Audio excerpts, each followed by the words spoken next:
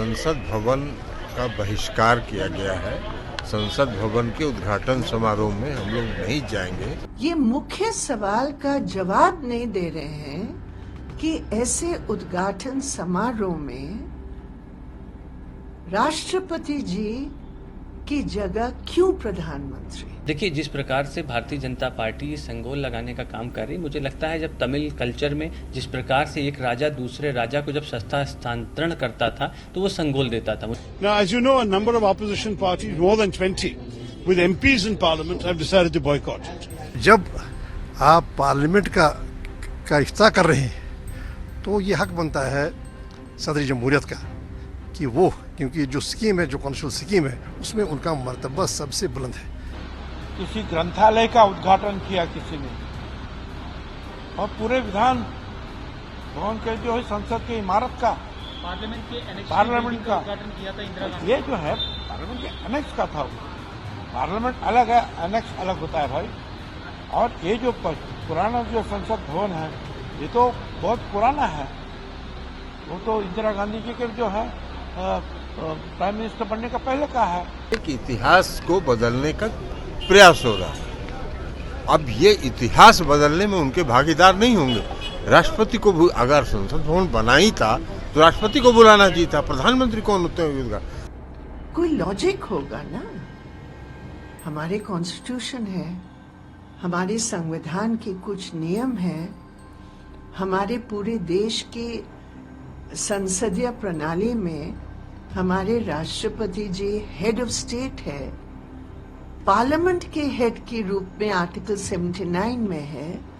तो ये सब प्रश्न के जवाब न देकर केवल और केवल आरोप लगाना, मुझे लगता है वो सही नहीं है, कन्विंसिंग नहीं है, और हम इसको रिजेक्ट करते हैं। I mean, you can have two opinions about this. Certainly there are some who say that Parliament belongs to all of us and therefore why should we surrender Parliament only to the ruling party? But there are others who say that the Constitution provides for the Parliament that is headed by the President and that is consisting of the President and the MPs. And therefore, given that the President is the one who convenes Parliament, who prorogues Parliament, who dissolves Parliament, who calls elections and so on, it would be extremely unwise in the view of many people for the President to be left out of inaugurating the Parliament that may be our building for the next 100 years. इसलिए हम लोग उसका बहिष्कार करें। लेकिन सम्राट चौधरी कह रहे हैं कि विधानसभा में जो शिलापट का उद्घाटन हुआ विधानसभा का, तो उसमें नीतीश कुमार ने किया था। राज्यपाल को क्यों? कौन बोल रहे हैं? सम्राट चौधरी। सम्राट चौधरी जी का छोड़िए ना। सम्राट चौधरी जी जो बोलेंगे वो कानून नहीं ना है। सुशील मोदी कह रहे हैं सर इतना दिक्कत है तो नए संसद भवन में नहीं पैर रखे कभी विपक्ष के नेता। सुशील मोदी जी ही पूरा लोकतंत्र का आधारशिला रखेंगे क्या? पूरा सुशील मोदी जी लोकतंत्र का आधारशिला नहीं रखेंगे। सरकार अगर बदलेगी तो नए संसद भवन में कोई दूसरा काम होगा। मुझे लगता है लोकतंत्र में विपक्ष का बहुत महत्वपूर्ण योगदान होता है, लेकिन जिस प्रकार से विपक्ष को भारतीय जनता पार्टी अपने निशाने पर लेती रही है, जिस प्रकार से केंद्रीय एजेंसियों का दुरुपयोग करके विपक्षी पार्टियों को दबाने का काम किया गया, उनकी आवाज़ को कुचलने का काम किया है, मुझे लग रहा है इस बात को पूरा देश देख रहा है और 2024 में भारतीय जनता पार्टी को इसका जवाब मिलेगा। तो हमारा तो उसूलों पर ये सारी बात जो है, ये उसूलों पर बात है। हम किसी के खिलाफ नहीं है, लेकिन बात यह है कि जो आइन के तहत जिसको जो रुतबा मिलना चाहिए, जिसको एजाज़ जो मिलना चाहिए, उसी को एजाज़ मिलना चाहिए। सवाल ये है कि अगर राष्ट्रपति महोदया पिछड़े समाज से आती हैं, एसटी से आती हैं, उनको राष्ट्रपति करते वक्त बीजेपी ने इतना जल्लोश किया था, इतना कुछ, अब लेकिन क्यों नहीं?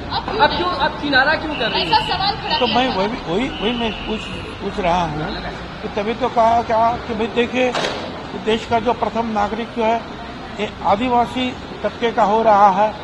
फिर आप इतने बड़े प्रोग्राम में जो है किसी राष्ट्रपति का, जो हमारी जो राष्ट्रपति महोदया है वो आदिवासी समाज से आती है। कितना अच्छा होता कि एक आदिवासी समाज का तबके के एक व्यक्ति के हाथों इतना बड़ा जो है देश का संसद भवन का उद्घाटन होता है, तो अलग मैसेज जो है दुनिया भर में जाता है। मुझे लगता है भारतीय जनता पार्टी की सरकार देश के मूड को समझ चुकी है। वो इस बात को समझ रही है कि 2024 में इनको सत्ता विपक्षी पार्टियों को सौंपनी होगी, इसलिए प्रयागराज से दिल्ली लाने का काम किया है।